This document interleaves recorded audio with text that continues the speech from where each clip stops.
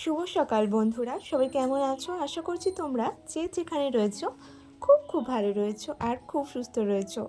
আমার একটা নতুন ব্লগে তোমাদেরকে জানাচ্ছি অনেক অনেক ভালোবাসা আর স্বাগত। সকাল থেকে ওয়েদারটা বেশ ঠান্ডা, বেশ বৃষ্টি বৃষ্টি ভাব, জানো তো। ওই রাত্রে হালকা একটু বৃষ্টি হয়েছে, আর সেই কারণে কিন্তু ওয়েদারটা বেশ ঠান্ডা করে দিয়েছে। আর ওই যে দেখছো একটা গাছ, ওটার সামনে জানো তো ওটা বকফুল গাছ। ওখানে জানো তো দুটো কোকিল পাখি থাকে, এত সুন্দর ডাকে, সবসময় ডাকতেই থাকে। তো ওখানে তখন বসেই ছিল একটা পাখি, তো ভাবলাম একটু দেখাই তোমাদেরকে। জানি না কতটা কি ক্যাপচার করতে পারলাম, তবে চেষ্টা করলাম। ওখানেই বসেছিল জানো তো। আর এই জানলা থেকে না বেশ সুন্দর লাগে দেখতে। আর আজকে সকাল সকালেই বিছানাটা গুছিয়ে নিচ্ছি, না হলে তো অন্য দিন ওই যে রান্নাবান্না সেরে এসে তারপরে কিন্তু তোমার দাদাভাই চলে যায়, তখন গিয়ে আমি বিছানাটা তুলি।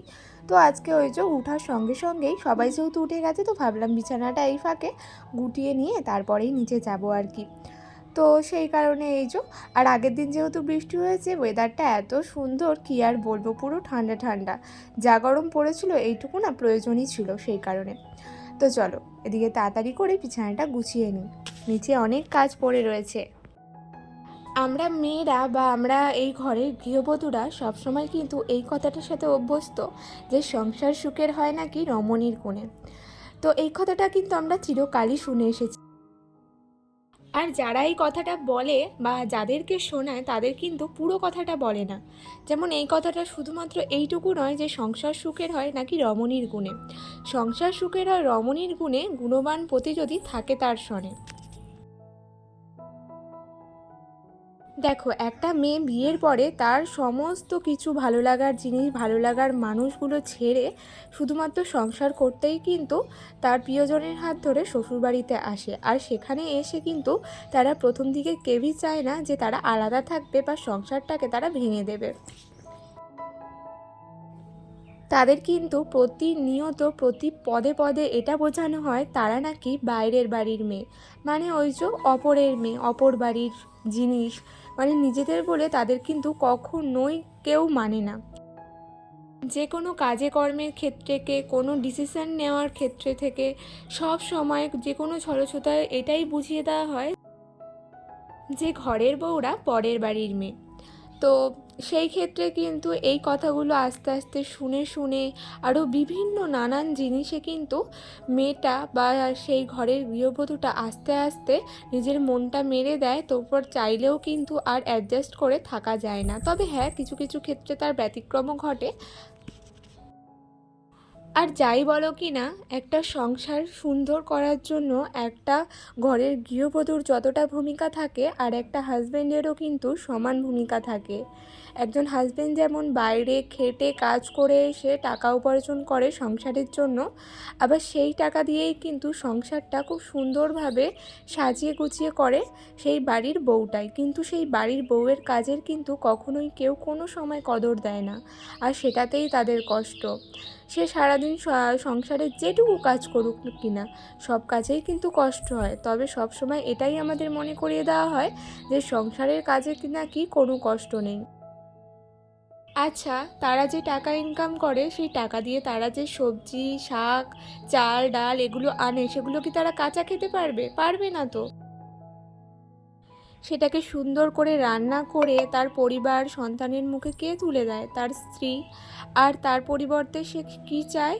যে একটুখানি সম্মান, একটুখানি যত্ন, এটুকুই সে চায়। তার পরিবর্তে যখন সেটুকুও তার কপালে জোটে না, তখন কিন্তু সংসারটা আর সুখের থাকে না। ওই যে একটা অ্যাডজাস্টমেন্ট ব্যাপার চলেই আসে। আর যে স্বামীরা এই জিনিসটা বোঝে তাদের ক্ষেত্রে কিন্তু সংসার করাটা খুবই সুখের হয়ে যায়। হ্যাঁ, অনেক মেয়েরাই বলবে বা অনেকেই বলবে যে এইসব কোনো ব্যাপারই না, যুগ যুগ ধরে চলে এসেছে, আমরা যেহেতু মেনে এসেছি তোমাকেও মানতে হবে। আমাদের সমাজ চিরকালই মেয়েদেরকে দমিয়ে এসেছে। যারা এই বাঁধন ছিঁড়ে একটু হলেও বেরোতে চেষ্টা করেছে, তাদেরও এই যে বেশিরভাগ মেয়েরাই কিন্তু মেয়েদেরকে দমিয়ে এসেছে যে না, আমরা করে এসেছি, তোমরাও কেন করবে? আমি করে এসেছি, আমি সহ্য করেছি, তোমাকেও সহ্য করতে হবে।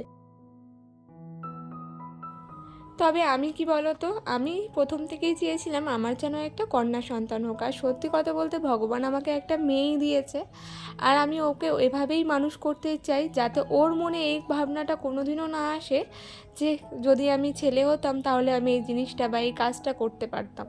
সত্যি কথা বলতে এই জিনিসটা যাতে আমি মা হয়ে ওর মনে যেন কোনো দিন না আসে, সেই দিকে কিন্তু আমি সব সময় ধ্যান দেব, আর সব সময় আমার মেয়েকে সাপোর্ট করব। অবশ্যই তার ভুল ডিসিশানগুলো নয়, যেগুলো ঠিক সেগুলোই, আর যেইগুলো ভুল যেইগুলো অন্যায় সেগুলো তো শোধরানোর জন্য আমরা মা বাবা হিসেবে সব সময় ওর পাশে থাকবো। তো দেখো, অনেক কথা তো তোমাদের সাথে শেয়ার করলাম, আর এইদিকে এই ঘড়িটা দেখছো, এই ঘড়িটা যখন আমি অফিসে যেতাম তখন তোমার দাদাভাই আমাকে এনে দিয়েছিল। ও আমাকে বেশ কয়েকটা ঘড়ি আমাকে গিফট করেছে, বিয়ের আগেও দিয়েছিল। তো এটা হলো রিসেন্ট দেওয়া, মানে যখন আমি অফিসে যেতাম, তাও বয়স 2 বছর তো হয়েই গেল।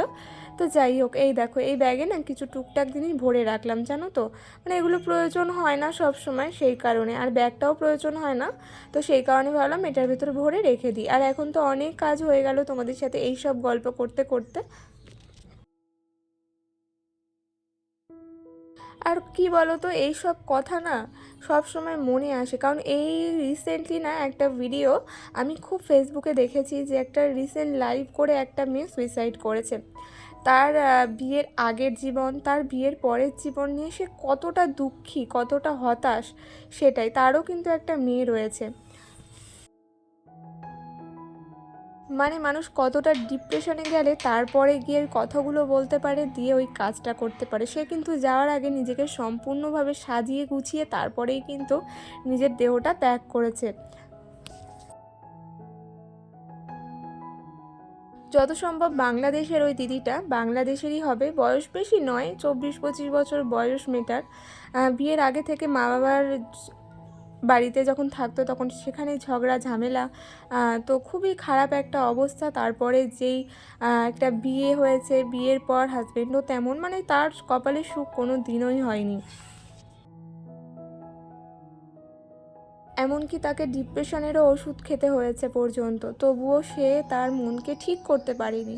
লাস্ট পর্যন্ত কতটা কষ্ট পেয়ে সে নিজের মনের কথাগুলো শেয়ার করেছে, দিয়ে তারপরে নিজের জীবনটা দিয়ে দিয়েছে। জীবন দেওয়া অত সহজ নয়, তবে যারা জীবন দেয় তাদেরই মনে কি চলছে আমরা কখনোই বুঝতে পারবো না, যতদিন না পর্যন্ত সেই সেম সিচুয়েশান আমরা ফেস করব, তাই না? খুব সহজে বলে দেওয়া যায় এই কাজগুলো বোকামি, তবে যার ভেতর থেকে জিনিসগুলো ঘটে না, তারাই কিন্তু খুব ভালোভাবে জানে। তো যাই হোক, এই দেখো এদিকে কিছু হ্যান্ডমেড জিনিস বানাচ্ছিলাম। আমার মামামের চুড়ি ছিল, জানো তো, চুড়িগুলো নষ্ট হয়ে গেছে, তো ভাবলাম ফেলে দেবো না, ওটা দিয়ে কিছু একটা বানাবো, দিয়ে ঘর সাজাবো। তো আমার তো এইসব জিনিস করতে ভালোই লাগে, তোমাদের সাথে আগেও শেয়ার করেছি নানান জিনিস বানিয়ে আর কি। তো এটা ওই যে জাস্ট শুরু করলাম, হয়ে গেলে তোমাদের সাথে সম্পূর্ণটা শেয়ার করব।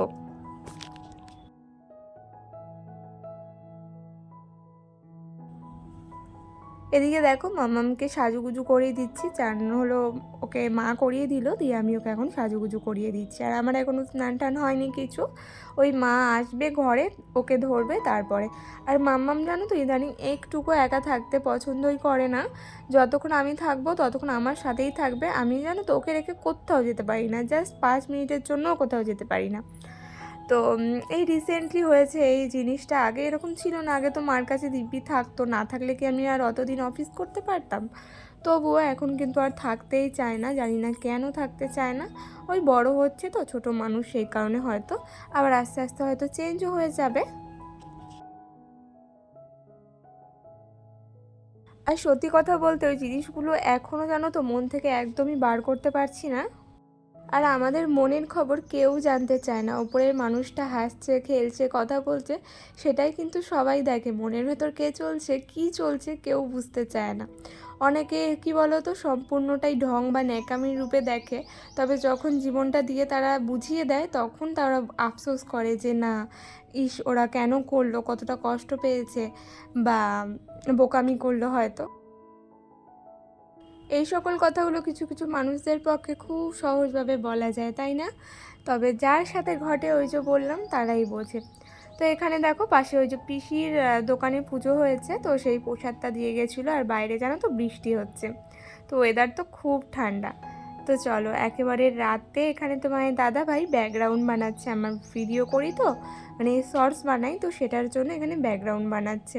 তো কমপ্লিট হয়ে গেলে তোমাদের সাথে শেয়ার করব। তো চলো আজকের জন্য ব্লগটা আমি এত দূরই রাখছি। সবাই খুব ভালো থেকো, সুস্থ থেকো, সাবধানে থেকো। আর নিজের প্রিয় মানুষ বা আশেপাশে যারা রয়েছে দেখে মনে হচ্ছে দুঃখী, তাদের একটু খেয়াল রেখো। বেশি কিছু না, একটু হাসি মুখে ভালোবেসে কথা বলো, তাদের কিন্তু তারা অনেক শান্তি পায়।